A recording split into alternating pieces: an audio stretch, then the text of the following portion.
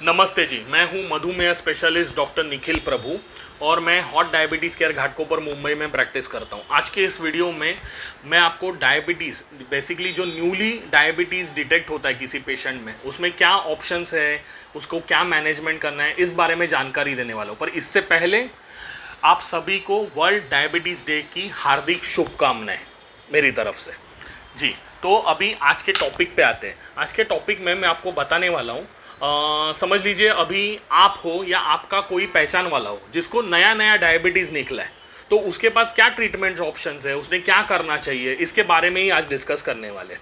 तो सबसे पहले टाइप 2 डायबिटीज़ होता क्या है? तो टाइप 2 डायबिटीज़ एक क्रोनिक डिसऑर्डर है जिसमें ब्लड में शुगर लेवल बढ़ते जाता है।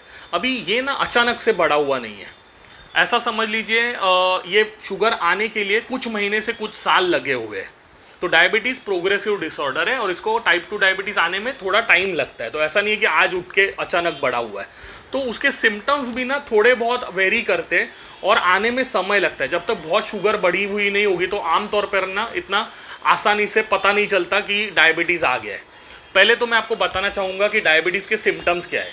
अभी सिम्टम्स में पहले तो जब भी शुगर बढ़ती है तो प्यास लगना, गला सूखना, बार बार पेशाब जाना, हाथ पाँव में मूंगी आना वगैरह, कंसंट्रेशन में difficulty, blur vision, weakness, body एक, ऐसे बहुत सारे सिम्टम्स आते हैं। पर इसमें से प्यास लगना, बार बार पेशाब जाना और गला सूखना ये बहुत आम बात है। अभी डायबिटीज़ में ये सिम्टम्स आने के बाद किनको प्रोबेबिलिटी रहती है, किनको ये टाइप 2 डायबिटीज़ आने का रिस्क ज़्यादा रहता है? तो उसमें बेसिकली जो भी पेशेंट ओबेज है, जिनका वज़न ज़्यादा है, या आपको किसी को फैमिली हिस्ट्री है, उनके माँ बाप, भाई बहन या ग्रैंडफादर्स वगैरह में किसी को डायबिटीज़ है, तो जिनको फैमिली हिस्ट्री है, जिनको ओबेसिटी है, हाइपरटेंशन है, स्मोकिंग वगैरह रहेगा, कोई फीमेल है जिनको गेस्टेशनल डायबिटीज़ आया होगा, तो उनमें डायबिटीज़ आने के चांसेस बहुत ज़्यादा बढ़े हुए हैं। फिजिकल एक्टिविटी रहेगी, चलना घूमना ज़्यादा नहीं रहेगा, तो उन सब में हाई रिस्क फैक्टर है कि जिससे डायबिटीज़ आने के चांसेस बढ़ जाते हैं। तो ये हो गया कि सिम्टम्स क्या थे और डायबिटीज़ में आने के चांसेस किसको रिस्क ज़्यादा है। अभी अगर समझ लीजिए आपको या आपके परिवार में किसी को, आपके पहचान में किसी को डायबिटीज़ आ गया है, तो क्या करना चाहिए और क्या क्या दवाइयाँ है या क्या ऑप्शन है, इसके बारे में जानते हैं। अभी सबसे पहले मेन चीज़ है कि डायबिटीज़ में जैसे आपकी शुगर बढ़ी हुई है तो आपको पहले तो खान पान में एक कंट्रोल रखना ज़रूरी है। अभी एक चीज़ ध्यान रखिए, डायबिटीज़ में अगर आप अच्छा शुगर कंट्रोल मेंटेन करते हैं, खान पान बराबर रखते हैं, डाइट एक्सरसाइज करते हैं, तो एक डायबिटीज़ वाला आदमी एक अच्छी लाइफ जी सकता है जैसे आम आदमी की तरह। तो ऐसा कोई डिफ़िकल्ट वाला चीज़ नहीं है और खान पान में भी थोड़े चेंजेस ज़रूरी है। पर एक जो डायबिटीज़ वाला पेशेंट है वो आम तौर पर अच्छी गरी सुदृढ़ लाइफ, हेल्दी लाइफ जी सकता है बिल्कुल शुगर मेंटेन करके। अभी खान में पहले आते हैं टॉपिक पे कि खाने में वगैरह क्या चेंजेस करने हैं। तो पहले तो डायबिटीज़ में मेन चीज़ है आपको आहार में हरी सब्जियां, फ्रूट्स वगैरह, सलाद वगैरह ये चीज़ें ज़्यादा बढ़ानी है, ठीक है। इसके अलावा कार्बोहाइड्रेट्स, मीठी वगैरह चीज़ें थोड़ी खाने में कम करनी है। फिज़िकल एक्टिविटी बढ़ानी है।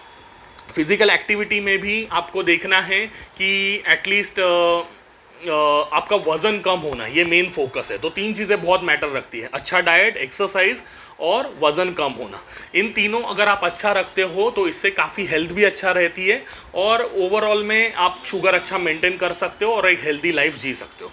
अभी एक एक टॉपिक के बारे में मैं शॉर्ट में थोड़ा आपको बताता हूँ। डाइट में पहले तो आपको हरी सब्जियाँ, फल फ्रूट बढ़ानी है। मैदा वाली चीज़ें, तेल वाली चीज़ें, हो सके तो वाइट राइस, कार्बोहाइड्रेट इंटेक थोड़ा कम करना है। एक्सरसाइज में आपको मिनिमम 150 मिनट हफ्ते के, मतलब 30 मिनट्स पर डे वॉकिंग होनी चाहिए। अगर जिम करते हो, अगर हेल्दी यंग पेशेंट है तो उनमें अगर हो सके तो एटलीस्ट 20 मिनट जिमिंग या मॉडरेट इंटेंसिटी एक्सरसाइज एटलीस्ट 3 से 4 दिन से ज़्यादा हफ्ते में, 4 दिन तो मिनिमम होना चाहिए। इतना अगर होता है तो जिम करना अच्छा है। इस अल्टीमेटली इन सब से आपको वज़न कम करने पे ध्यान देना है कि जिससे शुगर और ज़्यादा मेंटेन हो। अभी डाइट हो गया, एक्सरसाइज हो गया, वेट करने का हो गया। इसके अलावा भी ना मेडिसिन भी बहुत इंपॉर्टेंट है। डायबिटीज़ वालों ने ना टाइम टू टाइम मेडिसिन रखनी है। अभी मेडिसिन ऐसा कोई एक चीज़ नहीं है कि समझ लीजिए मैंने एक दवाई ये डायबिटीज़ पेशेंट को दे दी, वही सब में चलेगी। तो हर एक पेशेंट का ना खान पान अलग होता है, फैमिली हिस्ट्री अलग होती है, शुगर वैल्यूज़ अलग होते हैं, चलना घूमना, 9 to 5 जॉब, दिनचर्या लाइफ की, पहले के कोई हॉस्पिटलाइजेशन, सर्जरीज, कुछ दवाइयाँ और चालू होंगी तो वो, ये सब देख के ना आपके डायबिटीज़ के जो डॉक्टर है वो आपको सबसे बेस्ट वाला आपके लिए जो होगा वो दवाई प्रेफर करते हैं। तो ऐसा चीज़ नहीं है कि एक ही गोली मैं आज बता दूं और वही सब सारे पेशेंट खा ले। तो हर एक पेशेंट के लिए अलग अलग गोली बेहतर काम करेगी। शायद ये गोली आपके लिए बेहतर है, वो शायद दूसरे के लिए ये ना हो, कोई और गोली ज़्यादा बेहतर हो। तो ये एक चीज़ है, इसलिए आपको डॉक्टर के पास दिखाना है और आपके रीडिंग्स वगैरह और आपके हिसाब से, उनके हिसाब से आपके लिए जो बेस्ट गोली रहेगी शुगर की वो आपको चालू करनी है। अभी डायबिटीज़ में काफ़ी अलग अलग टाइप्स की दवाई है, उनका हर एक का एक्शन अलग रहता है। कुछ दवाइयाँ खाने में से शुगर एब्जॉर्प्शन कम करती है, कुछ इंसुलिन का सिक्रीशन बढ़ाती है, कुछ दवाइयाँ एक्स्ट्रा शुगर पेशाब में से बाहर फेंकती है। तो अलग अलग टाइप की दवाई है। जैसे सिक्रीशन के लिए हम लोग ग्लिमिप्राइड रहते हैं, अगर समझ लीजिए खाने में से शुगर एब्जॉर्प्शन करना है तो अकारबोज वाला रहता है। किडनी में से बाहर शुगर फेंकने वाली दवाइयाँ रहती है डापाग्लिफ्लोजिन टाइप की, या कोई मेटफॉर्मिन रहता है कि जो इंसुलिन का एक्शन अच्छा रहता करता है और हिपैटिक ग्लूकोज आउटपुट सप्रेस करता है। तो ये विभिन्न टाइप्स की अलग अलग दवाइयाँ रहती है कि हर एक का मोड ऑफ एक्शन अलग अलग, काम करने का तरीका अलग अलग है। तो हर एक पेशेंट में जो अच्छा रहे उसके हिसाब से वो गोली हमको रखनी रहती है। तो ये एक ध्यान में आ गया। तो आपको डायबिटीज़ के डॉक्टर से मिलना है और आपके लिए जो बेस्ट गोली हो वो चालू करनी है। अभी इसके अलावा और अगर ये आप गोली चालू करते हो और अच्छा शुगर मेंटेन करते हो तो एक आम आदमी की तरह, एक टाइप 2 डायबिटीज़ वाला आदमी सारे लाइफ के मज़े लेते हुए हेल्दी लाइफ आराम से लंबी जीवन जी सकता है। तो उसमें कोई डिफ़िकल्टी नहीं है। अभी घर पे टेक होम मैसेज मेरा ये है आपके लिए कि अगर आपको नया नया डायबिटीज़ निकला है तो ये पहले के 5 साल ना बहुत क्रिटिकल है। तो इनमें ना शुगर कंट्रोल रखना ना बहुत ज़रूरी है। तो हो सके उतना, अगर आपका डायबिटीज़ नया नया निकला है तो जल्द से जल्द आप अपने नज़दीकी डायबिटीज़ स्पेशलिस्ट डॉक्टर को कंसल्ट करें और उनके इससे गोलियां चालू करें।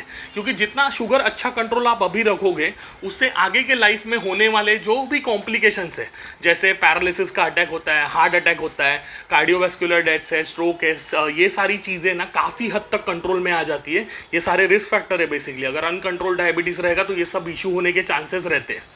तो ये सारी चीज़ें काफ़ी हद तक कम होती है। तो आपको अगर ये आपको अगर ये नया नया निकला होगा तो आप ज़रूर आपके आजू बाजू के डायबिटीज स्पेशलिस्ट डॉक्टर को दिखाइएगा और जल्द से जल्द गोलियां चालू कीजिएगा। और साथ में खान पान, एक्सरसाइज और वेट लॉस, ये तीनों चीज़ें भी ज़रूरी है। ठीक है, धन्यवाद।